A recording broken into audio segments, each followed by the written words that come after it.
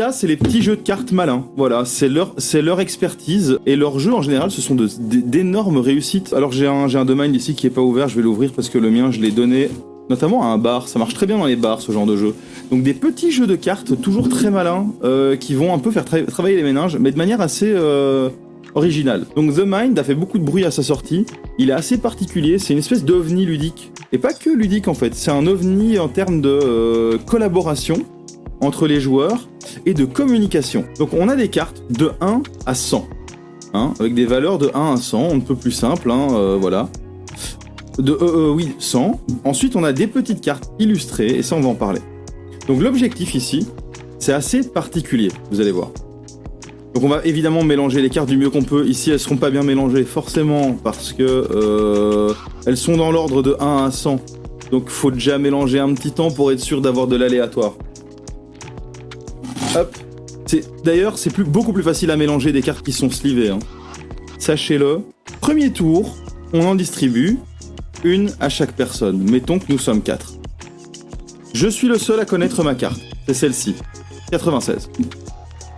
Et là maintenant, plus personne ne dit rien. Il faut les mettre dans l'ordre chronologique. Cette personne-ci, par exemple, a le 28. Cette personne-ci a le 1, donc lui, il va le mettre directement, on est d'accord. Cette personne-ci a 63. Avec le 1, il va dire, ok, je mets le 1. L'autre, avec le 28, il va quand même être un petit peu... voilà, dans le doute. On sait jamais, il y a peut-être quelqu'un qui a une carte en dessous du 28. Au début, on sait pas trop comment les gens vont avancer dans leur tête. Il y a des gens qui vont, par exemple, dire 63, beaucoup trop rapide par rapport aux autres joueurs. Mais lui ne peut pas le savoir, il a sa manière de compter dans sa tête. En simultané, tout le monde va mettre les cartes. Paf, paf. Moi, je savais que je devais attendre jusqu'à la fin, hein, parce que j'avais le 96, donc il y avait très peu de chances que quelqu'un ait une carte au-dessus de la mienne. Donc là, voilà, premier tour, on a réussi, super. C'est symbolisé par des niveaux. Niveau 1, on a réussi, on a atteint un niveau de sensibilité exacerbée. On passe au niveau 2, empathie augmentée. Le niveau 2, c'est simple, on reprend les cartes, on les remet dans le paquet, on mélange le paquet, voilà, et on distribue 2 cartes à chaque joueur. Voilà, hop. Et là, moi je sais que j'ai 62-27. Ça va être compliqué à placer. Hein. 26-35, ça va être très compliqué. 12-68. 36 et 73. Donc ici, lui, il y a de grandes chances qu'il mette son 12 en premier. Moi, à ce moment-là, je vais réfléchir, je vais attendre, et puis je vais me dire, ok, il n'y a pas énormément de cartes autour de la table, on en a que 2 chacun, je vais mettre mon 27. Et lui va dire, mais merde, j'avais encore mon 26. Perdu. Mais au fil des parties, on va apprendre à se mettre au diapason en termes de rapidité de placement de cartes. Et c'est là que ce jeu est très malin, c'est que en fait, on va petit à petit s'adapter les uns aux autres et avancer dans les niveaux. C'est très très original comme jeu. Alors, petite particularité, si on réussit le niveau 2, on reçoit un shuriken. Je peux lever la main. On parle pas dans le jeu. Hein. Je peux lever la main. Si tout le monde est à l'unanimité, lève la main et dit « Ok, on utilise un shuriken », à ce moment-là, on utilise notre shuriken. C'est uniquement à l'unanimité. À ce moment-là, tout le monde va jeter sa plus petite carte. Moi, ce sera un 27. Lui, ce sera un 36. Lui, ce sera un 26. Ça veut dire que moi, j'ai quand même beaucoup de chances de pouvoir placer mon 33. Tout simplement parce que lui a déjà placé un 36, donc je sais que sa carte est plus élevée que 36. Donc 33, c'est safe. Et lui a mis son 26. Quelle chance y a-t-il pour qu'il ait entre 26 et 33 ? Très peu, je mets mon 33. Voilà. Si on réussit le niveau 3, on va obtenir une vie. La vie, c'est très simple.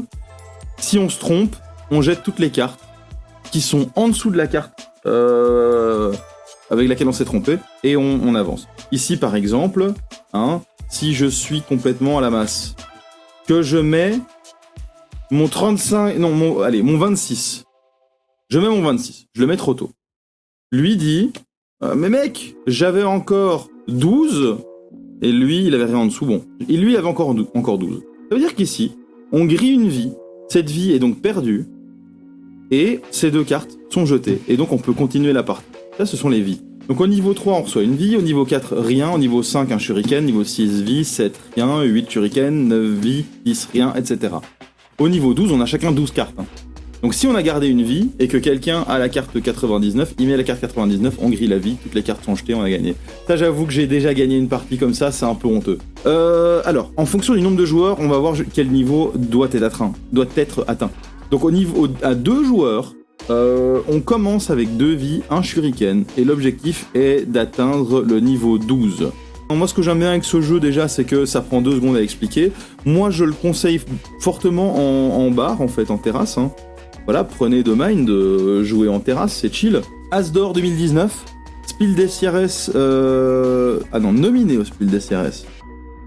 Et ils sont malins, ils mettent la nomination. En 2018, par Wolfgang Warsch, The Mind. Voilà. Édité par Oya. Je vais pouvoir expliquer le concept de The Game avec The Game Duel. En gros, The Game, c'est un jeu de coopération.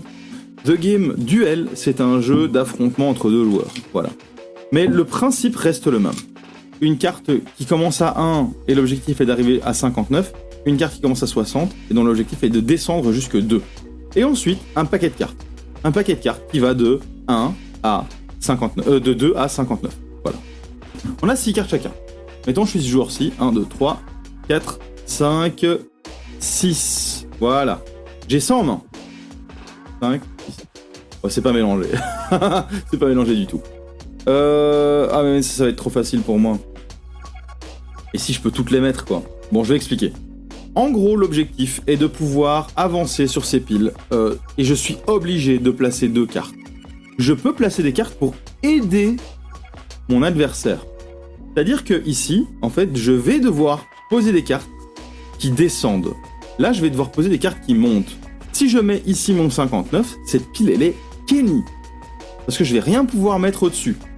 Si ici, je mets mon 59, par contre, cette pile, elle est nickel. Parce que je vais pouvoir faire que descendre en dessous de 59. Toutes les cartes sont en dessous de 59 quasi. Mais, subtilité, regardez. Ici, je vais faire un coup. Ça, c'est parce que vraiment, c'est pas mélangé. Hein. Je mets 56. Ensuite, je mets 55. 52, 50, 49. Je suis pas obligé de mettre toutes mes cartes, j'en mets 2. Et la subtilité, c'est que je peux faire un jump en arrière par une unité de 10. Donc de 49, je passe à 59. J'ai une pile qui est à 59. Je vais piocher 2 cartes. Si je voulais avoir l'opportunité de piocher 6 cartes, ou en tout cas de refaire ma main de 6 cartes, il aurait fallu que j'aide mon adversaire. Mon adversaire, lui, 1, 2, 3, 4, 5, 6, il a aussi 6 cartes en main. Voilà. Ici, il est moins aidé par le destin. Donc, il va pouvoir mettre, par exemple, 59, 53, 47, 57, et je vais pas pouvoir aider mon adversaire ici. Donc, ce que je vais faire ici, c'est que je vais garder ça.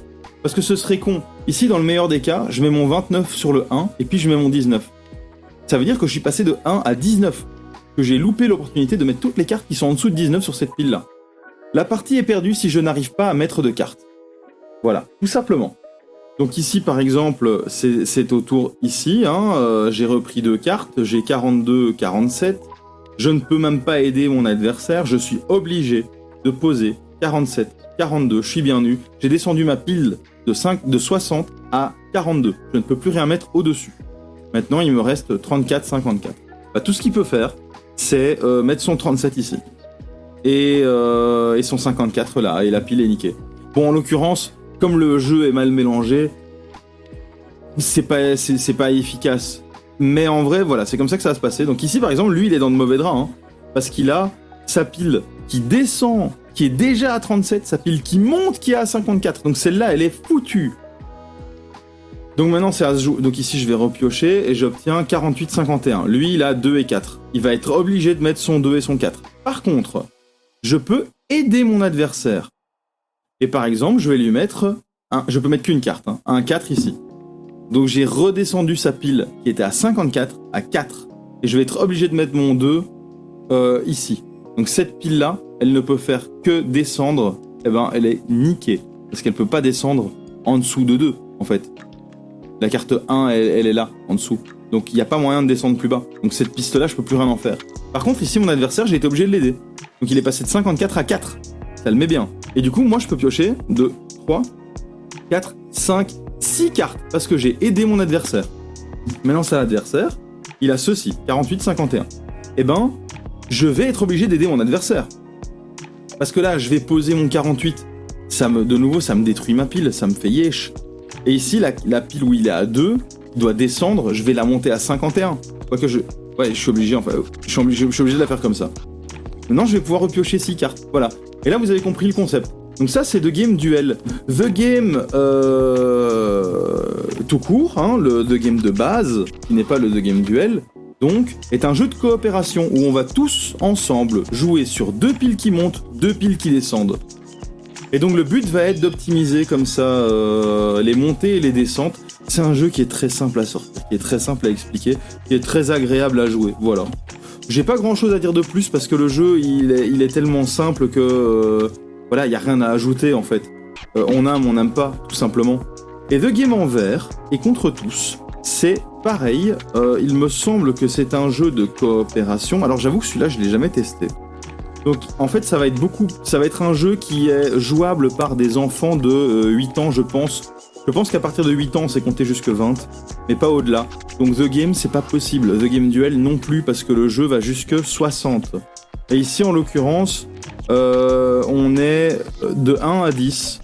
On peut poser une carte sur une carte de même couleur. Donc par exemple, si j'ai mis mon 1 ici, le 10 il doit descendre jusque 1, donc là on est bien nu. Et bien si un autre joueur peut placer le 10 bleu, on est reparti à 10, tout va bien, voilà. Et là un autre joueur peut tranquillement mettre son 8 jaune par exemple. Donc en fait c'est le même principe, sauf que dans ce cas-ci, les couleurs vont permettre de revenir en arrière et de rectifier des erreurs, ou enfin pas spécialement des erreurs, on peut tout simplement compter là-dessus. Il faut compter les cartes un petit peu du coup, pour pas se gourer et pas faire d'erreurs. Donc ça c'est pour The Game. J'aime bien les petits jeux Oya, ils rentrent bien dans une petite ludothèque tranquille. Il y a The Game évidemment que je n'ai pas, et The Game Couleur qui est la même chose que The Game, mais c'est juste que les cartes sont plus jolies. Voilà. Et alors, le dernier jeu que j'ai de cet éditeur, c'est 50 missions que j'ai déjà présenté ici.